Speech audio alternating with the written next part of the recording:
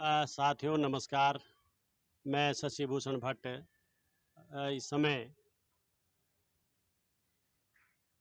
गोविंदपुर खारी बिजनौर में मौजूद हूँ और इस समय सुरकंडा समाचार की बातचीत हो रही है जो स्वास्थ्य स्वयं केंद्र संचालित करते हैं और किस तरह से उन्होंने इस सेटअप को बनाया वो अपने में थोड़ा सा परिचय देंगे। उनसे बातचीत करते हैं रण सिंह आर्य जी से, तो उनसे ही संक्षिप्त परिचय लेते हैं।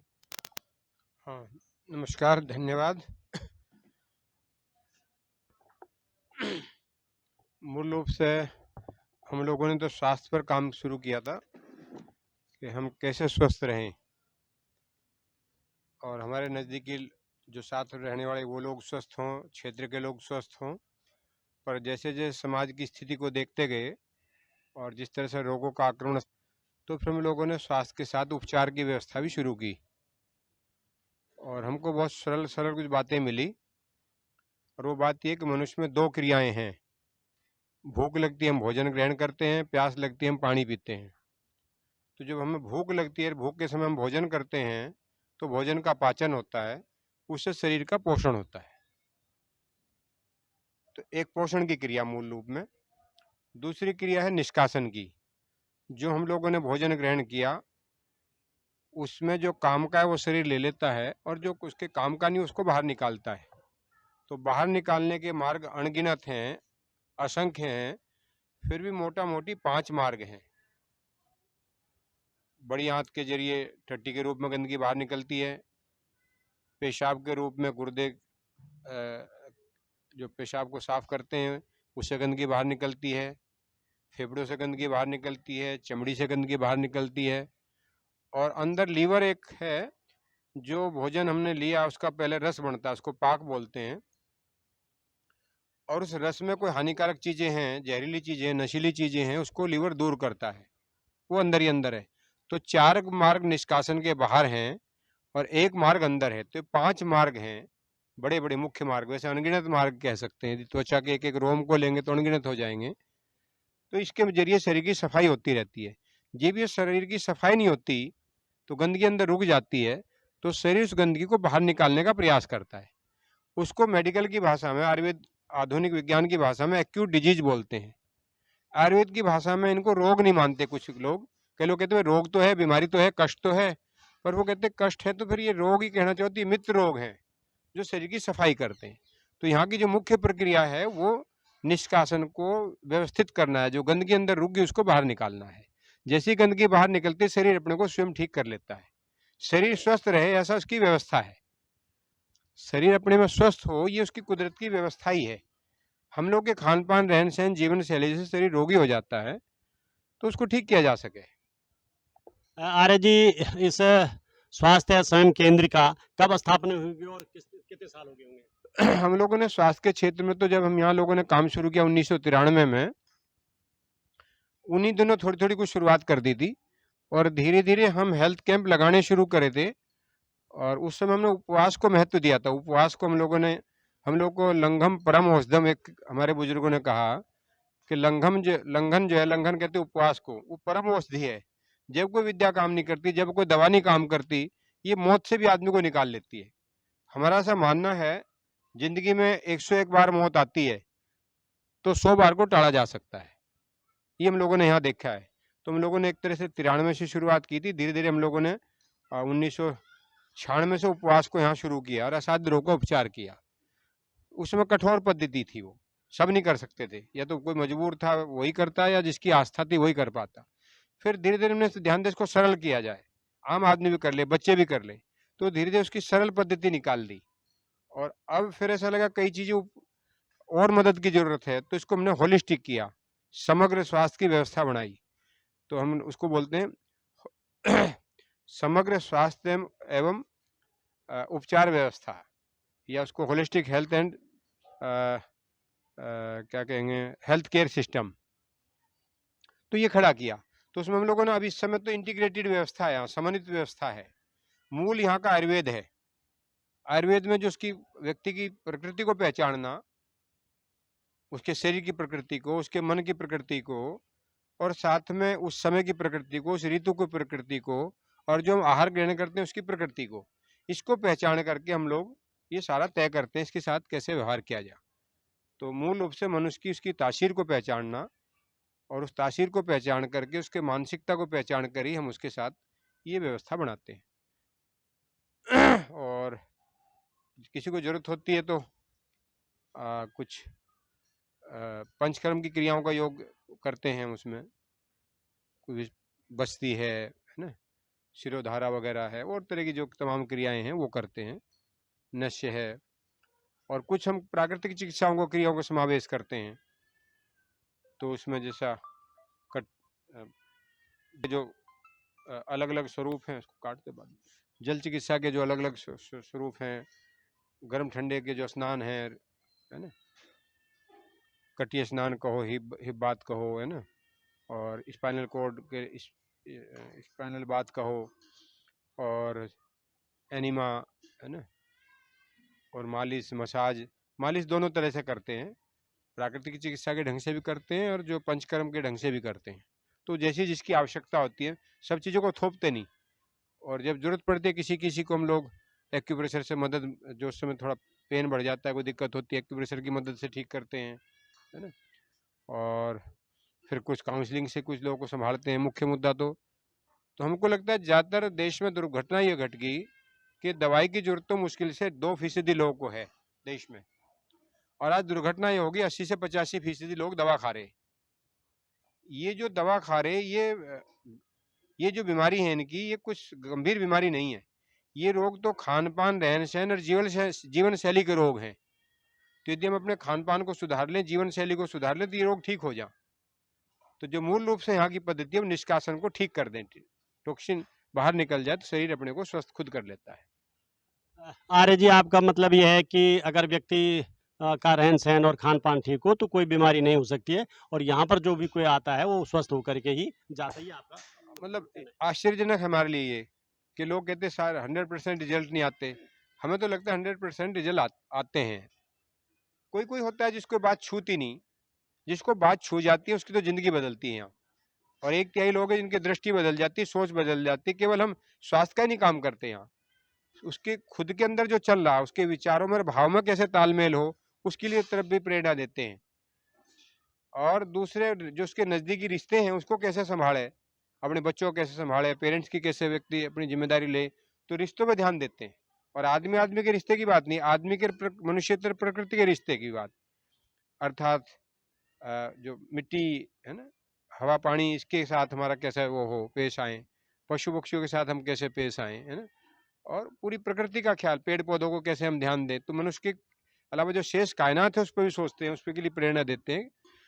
और कुछ व्यवस्थाएं हैं, तंत्र है, जो बंदोबस्त हैं, बहुत सारे काम जो मानव परिवार, मनुष्यों के थे, समाज के थे, परिवार के थे, वो सरकार ने छीन लिए। सरकार अपने काम भी नहीं कर पा रही, तो परिवार में, समाज में बातचीत भी चले, भाई परिवार के काम क्या है, समाज के काम क्या है, इस पर बातचीत हो, डिबेट हो।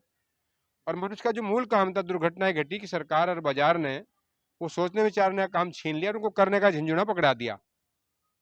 तो मनुष्य की जो बड़ी मूल आवश्यकता थी, एक थी शरीर की आवश्यकता, भौतिक साधनों की जरूरत, शुद्ध आहार, और शरीर की आवश्यकता में जो महत्वपूर्ण थी वो शुद्ध हवा, साफ पानी की थी, पौष्टिक और स्वस्थ भोजन की थी।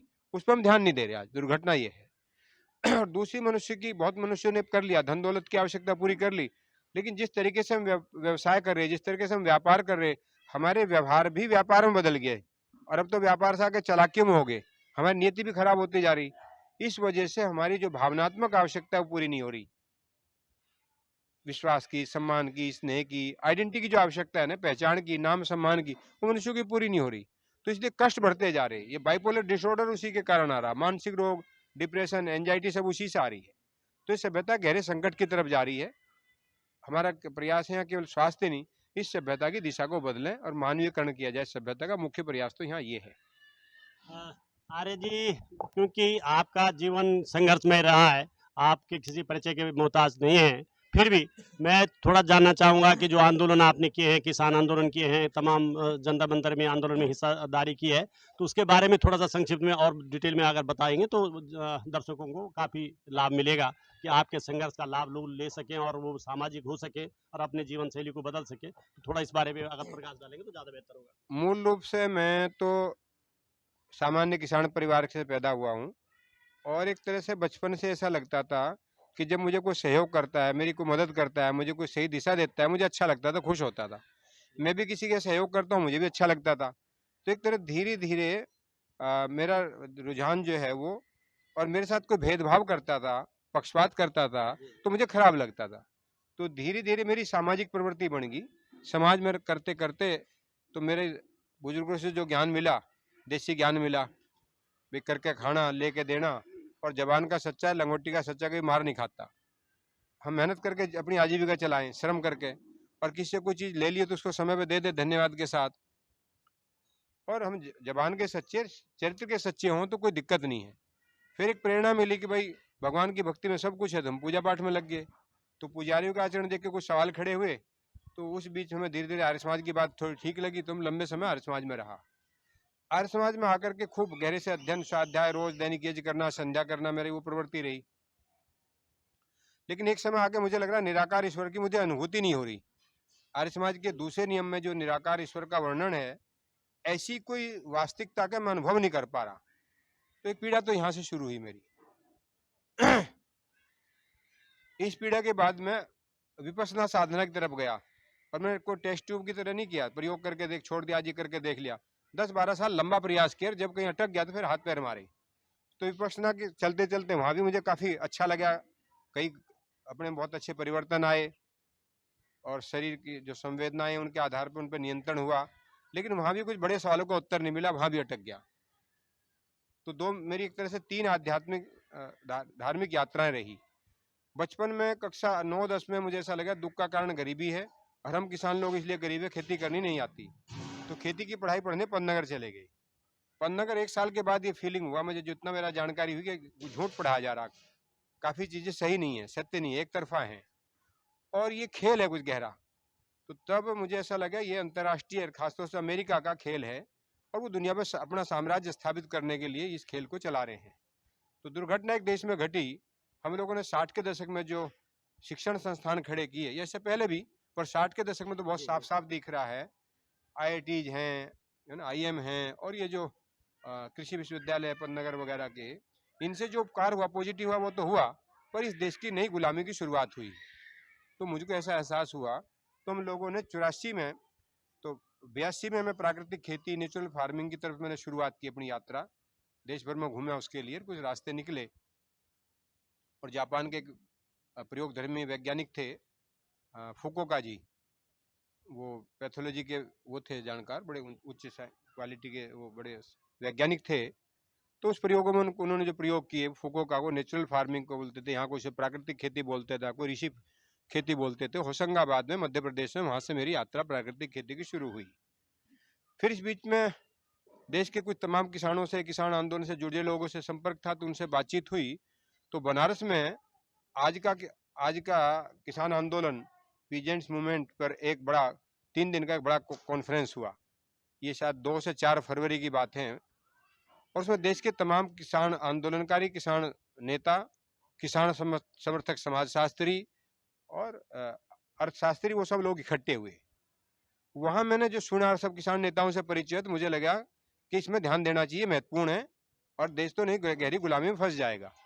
तो मैं 84 में पंजाब के आंदोलन में शामिल हुआ, और राजभवन का घेराव था, पक्की नाली को लेकर था। वहाँ जो देश के बड़े किसान नेता हैं, उनके संपर्क में आने का अवसर मिला, पूरे देश के ही। तो नाम लूँगा, बात लंबी हो जाएगी। तो उन सब के नज़दीक आकर के हमारे मन में अपने इलाके में हम लोग को शुरू करना चाहिए। तो 84 में हम लोगों ने अपने इलाके में, बड़ौत बागपत का हमारा इलाका है, बड़ौत बुढ़ाने का एक तरह मेरठ जनपद का हिस्सा था ये, बागपत नया जिला बन गया, तब बागपत जिला नहीं था, तब तो मेरठ जिला ही था। तो हम लोगों ने अपने क्षेत्र में शुरू किया, कुछ मुजफ्फरनगर का क्षेत्र था, कुछ बागपत का, शामली का, बड़ौत बुढ़ाने का जो इलाका था, वहाँ हम लोगों ने प्रयास किए, और हम बहुत सफल नहीं हो पा रहे थे। 86 तक आते आते एक घटना घटी, 86 में हरियाणा के कुछ लोग यहाँ आने लगे, वो रागनी सुनावे, उनके साथ जनानी भी आती थी, और अच्छे लोग लगे, बहुत ऊंचे लोग थे। वहाँ भी कोई किसान आंदोलन के 2 कुछ भेद हो गए थे, एक ग्रुप यहाँ सक्रिय हो गया। तो ये लोग जब सक्रिय, दूसरी घटना घटी कि बिजली के बिल बढ़ गए, और बिजली आती नहीं थी। जनता दल की सरकार थी शायद उस समय, तो बिजली नहीं आती थी, बिजली के बिल बढ़ गए, या शायद बिजली के, तो उसके बाद नहीं, जनता दल की सरकार से बाद की बात है। तो बिजली के बिल बढ़ गए और बिजली आती नहीं थी। तो हमारे जिस इलाके में हम, तो पानी भी हमें नहीं मिलता था। जब पानी वाटर लेवल गहरा हो गया, ट्वेल्व से पानी लाते थे और बिजली पीने का पानी भी ना मिले तो दिक्कत बढ़ गई।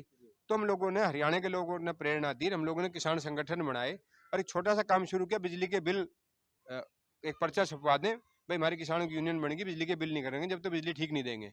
तो इससे धीरे धीरे ऐसी अजीब घटना घटी कि 2-3 महीने में 90% लोगों ने बिजली के बिल नहीं दिए और किसान आंदोलन का सिलसिला शुरू हो गया। बाकी इसका विस्तार है। फिर हम लोगों, हमारे मित्र हैं डॉक्टर सत्येंद्र जी भोरा, वो सिसोली के बगल में एक गांव है छोटा भोरा खुर्द, वो वहाँ के हैं। वो पहले से ही किसान आंदोलन में सक्रिय थे। हरियाणा के लोगों ने हमें दोनों को जोड़ा। तो डॉक्टर सत्येंद्र ने 1986 में महेंद्र सिंह टिकैत को और उनके और मित्रों ने किसान आंदोलन से जोड़ा और फिर इस आंदोलन से हम लड़े चले काम, और हमने मेरठ धरने तक बड़े चमत्कार देखे। 25 दिन या 26 दिन वो धरना चला 1988 में। चमत्कार कितना जनता, और जब वीर बहादुर जी किसान आंदोलन की उसमें आए रैली प्रोग्राम में, सभा में, रैली में, तो 30-35 लाख लोग तक इकट्ठा हुए। तो एक बहुत बड़ी घटना थी। हमको लगता था 80 का दशक किसान आंदोलन का दशक है और देश को एक नई दिशा दी जा सके। लेकिन सत्ता के लोग, जो बैठे लोग हैं, आंदोलन को तोड़ना जानते, पीटना जानते हैं, तो उन्होंने इसे तोड़ना पीटना शुरू किया और कुछ किसान नेता भी भटक गए। तो किसान आंदोलन के अंदर की जो चालाकी, मैं राजनीति में से कक्षा 5 से मेरे राजनीति में सवाल खड़े हो गए थे ग्राम प्रधान के चुनाव में कि किसकी वोट दें। एक तरफ एक कुटुंब के थे, ताऊ जी थे, और एक तरफ दूसरे व्यक्ति थे, तो किसकी वोट दें। हम बालकों के मन में तो खेलने के लिए थे, चुनाव बिल्ले लगाने के लिए, लेकिन जब सोचना शुरू किया तो मैं तो आज तक किसी की वोट भी नहीं दे पाया। तो राजनीति के विकल्प क्या, राजनीति हो सही क्या, राजनीति के बहुत तरह के रास्ते तलाशे, और तलाशते तलाशते 91 तक इंडिया गेट के धरने में मुझे ऐसा लगा कि किसान आंदोलन से कुछ बहुत उपकार नहीं होगा, भला नहीं होगा, तो हमने उसको छोड़ दिया। और वो जो चालाकियां थी राजनीति में, जो चालाकियां थी वही वहां भी आ गई। और उसका वो क्यों आ रही, जब तक वो आंदोलन सामाजिक ढंग से रहा, मिल बैठ के फैसले करते रहे, तब तक वो ठीक रहा। जिस समय मीडिया उसमें आ गया और किसी एक को हीरो बनाने लगा, आधुनिक मीडिया का एक रोग है, वो किसी को हीरो बनाता है। हीरो बनाने के लिए उसे कुछ विक्टिम वो चाहिए, वो क्या कहना चाहिए, विलन चाहिए, खलनायक चाहिए, और फिर बाकी दुनिया को विक्टिम में बदल दे। तो दुर्घटना, जब तक उसमें मीडिया नहीं जुड़ा था, वो आंदोलन ठीक चल रहा था, पटरी पे था, पर उसमें से उसने हीरो ढूंढना शुरू कर दिया, तो आंदोलन भटक गया। फिर मैंने काफी, मेरी एक प्रवृत्ति रही, जो भी देश में घटना घट रही उससे दूर रह के नहीं काम हो सकता। तो इस बीच में हमें 1988 में एक दर्शन से वाकिफ हुआ, पर भरोसा नहीं जगा। पर 1990 में कुछ उसकी बात छुई और फिर हम धीरे धीरे उस तरफ प्रेरित होते गए। 1992 तक हमको, इस बीच में मैं सर्वोदय से भी जुड़ा, गांधी मूवमेंट से भी जुड़े, और देश के जो तमाम आंदोलनकारी थे, आज़ादी बचाओ आंदोलन हो, नर्मदा बचाओ आंदोलन हो, देश का जो एक बड़ा NAPM बना उन्होंने, national alliance for people's movement, जितने भी 10-12 तरह के आंदोलन थे, मछुआरों का आंदोलन है ना, जितने भी आंदोलन थे, उससे सबसे मोटा मोटी एक संपर्क रहा, संबंध रहा। पर ऐसा लगा इनसे भी रास्ता नहीं निकलेगा, ये आंदोलन भी एक तरह से ज्यादातर लोग इनके जरिए सत्ता में ही जा रहे हैं, सामाजिकरण नहीं हो रहा। तो हम लोग को 90 में 92 तक हमको कुछ ऐसी बारी, जहाँ हमें लगा गांधी जी का जो विचार है वो भी अधूरा पड़ रहा है, उससे भी रास्ते नहीं दिखे। तो एक अनुसंधान हुआ, एक शोध हुआ, जिसको हम मध्यस्थ दर्शन से अस्तित्ववाद बोलते हैं, या उसको आम भाषा में जीवन विद्या कह रहे हैं। उसमें मनुष्य का अध्ययन हो गया, उसमें परिवार की समझ बन गई, गहरी व्यवस्था की समझ बन गई, रिश्तों की समझ बन गई। तो वहां से लेके हम बेहतरीन दुनिया का सपना देख रहे हैं, और एक बेहतरीन सुखद सुंदर दुनिया होनी है, नियति है, इस पे हमारा मुख्य काम है। तो मैं सोचता हूँ काफी लंबी बात होगी जी ना। एक अंतिम आर्य जी, क्योंकि एक अंतिम सवाल आपसे, आप एक छोटी सी बात छूट गई, वो पूरी कर दूं। जी जी जी। जब ये अन्ना आंदोलन चला था, तो मैं अन्ना जी से बहुत पुराना परिचित हूँ। मेरा परिचय 1992 से ही था। जी जी। और मनीष सिसोदिया जी हमें जीवन विद्या से जुड़े थे, तो देश के जो आंदोलनकारी लोग थे उनसे भी संपर्क था, पर वो आंदोलन सफल नहीं हो पा रहे थे। एक तरह से 1910 में या 1909 में कुछ शुरुआत हुई, छोटी छोटी बात। फिर 1910 में श्री श्री रविशंकर महाराज जी के कुछ लोगों ने शुरुआत की। फिर 11 में रामदेव के लोग भी उसमें जुड़ गए। 1910 2010 की बात 2010 की जी, बात, सॉरी जी, 1910 नहीं, 2010। जी, जी, फिर रामदेव जी भी उसमें जुड़ गए। तो फिर तब ये जंतर मंतर हो रहा है। तो जंतर मंतर में पहली बार मैं वहाँ नहीं गया, और मैंने जनपद में कई जिलों में अपने जगह जगह जो भी इसका समर्थन किया, उसके लिए जो भी वहाँ था, मतलब एक तरह से अनशन जैसा किए। जब दूसरी बार वो आंदोलन हुआ रामलीला ग्राउंड में, जी, जी, तो मुझे उसमें इन लोगों ने उसमें मुझे लगा कि वहाँ जाना चाहिए, आंदोलन में भटक ना जाए, संभालने में सहयोग करना चाहिए।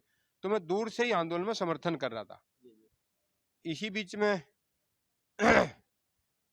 अन्ना जी के जो कीटोन आने लगे, आधुनिक डॉक्टर लोग जानते नहीं उपवास को, जी, तो उपवास में चूंकि हमारा काम था, तो ये लोग चिंतित हो गए, घबरा गए कि अन्ना जी को कुछ हो ना जाए, जी, आंदोलनकारी लोग। हाँ जी, तो मनीष सिसोदिया को मालूम था कि मैं उपवास का जानकार हूँ, अन्ना जी से कैसे बात की जा। जी, तो मैंने अपने गुरुजी एस डी शर्मा, जी, गुरुजी मतलब साइंटिस्ट है, तो गुरु स्वरूप में जी, फिजिक्स के प्रोफेसर रहे आईआईटी में, जी, वो किसी की नाड़ी देख के, चेहरा देख के फिजिकल मेंटल इमोशनल पहचान लें। जी, तो अन्ना को उनको दिखाया, जी, और मैंने भी थोड़ी जांच परख करी। तो उन्होंने कहा अन्ना जी को 25-26 दिन कोई दिक्कत नहीं, घबराने की जरूरत नहीं, इनके जो रोग है वो भी ठीक कर देंगे हम बाद में, जी, पर खोले हमारे ढंग से इस उपवास को।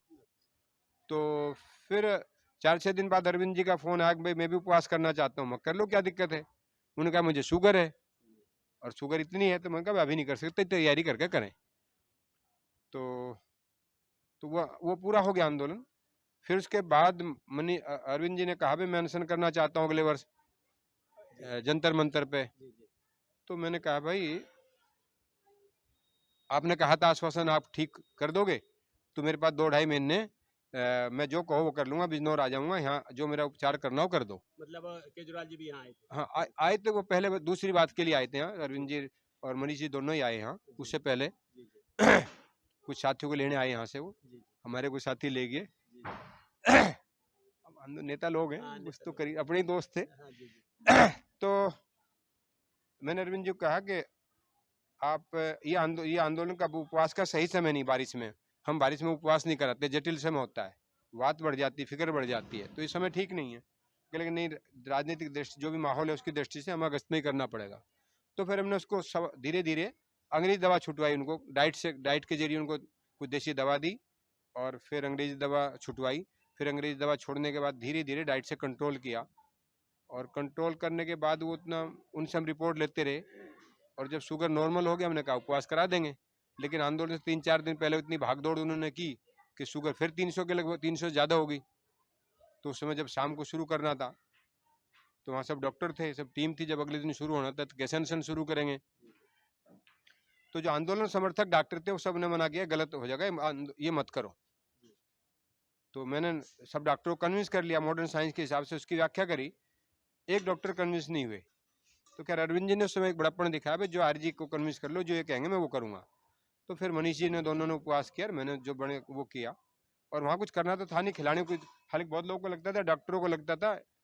फिर एनडीटी वालों ने भी, मुझे पता लग गया कौन उपवास करा रहा है धीरे धीरे।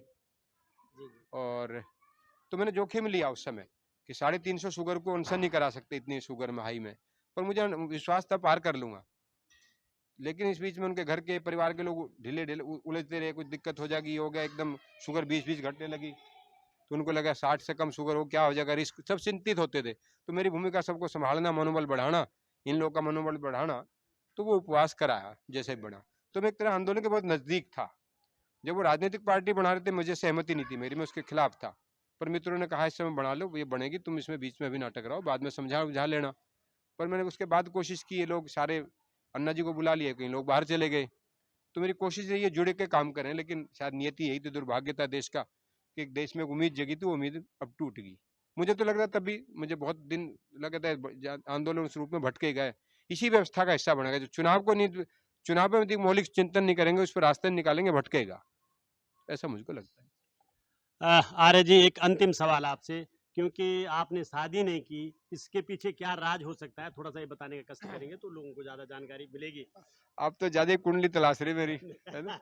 नहीं, अरे पोस्टमार्टम पूरा ही कर रहे हो। नहीं, थोड़ा सा। मुझे बचपन में ऐसा लगता था कि सत्य की तलाश करनी है, सत्य को समझना है। जी जी और किसी ने कहा ब्रह्मचर्य की महिमा बताई जी कि साधना करनी तो ब्रह्मचर्य कोई बड़ी चीज है, और उस समय हमारे समय में ब्रह्मचर्य को बहुत महत्व दिया जाता था। तो मेरे मन में आई साधना करनी, भगवान की भक्ति करनी, ब्रह्मचर्य उसमें सहायक होगा। जी एक तो घटना वो घटी, जी दूसरे इस तरह से मुझे वासना, मतलब मेरा लगा कि मैं अपने सेक्स को नियंत्रित कर लूंगा, जी यदि नहीं नियंत्रित कर पाऊंगा शादी कर लूंगा। जी तो ये तय किया। मैं सोचता हूँ उस पवित्रता के साथ काफी मामूली को छोटे मोटे, बहुत छोटी उम्र में कुछ भटका मामूली आया तो आया, नहीं तो मैं अभी तक रिश्तों में महिला जाति को मैंने माँ बहन और बेटी के अलावा कुछ देखा नहीं अभी तक। तो अपने को मानता हूँ। और फिर जिस तरह काम में लगा, मुझे लगा ठीक ही किया मैंने। हालांकि मेरा काम सारा गृहस्थी का ही है, जी मैं अपना परिवार नहीं बसा, पर बड़ी गृहस्थी है। पता नहीं कितने परिवारों को हम संपर्क है उनको संभालना, तो मैंने गृहस्थी हूँ एक तरह से, पर शादी नहीं की, पर परिवार के हिस्सा रहा हूँ। धीरे धीरे वैराग्य आया था मुझे, किसान आंदोलन के दौरान वैराग्य आया 2-3 साल, जी। पर वो वैराग्य मुझे जो दर्शन मिल गया, वो वैराग्य उससे दूर हो गया।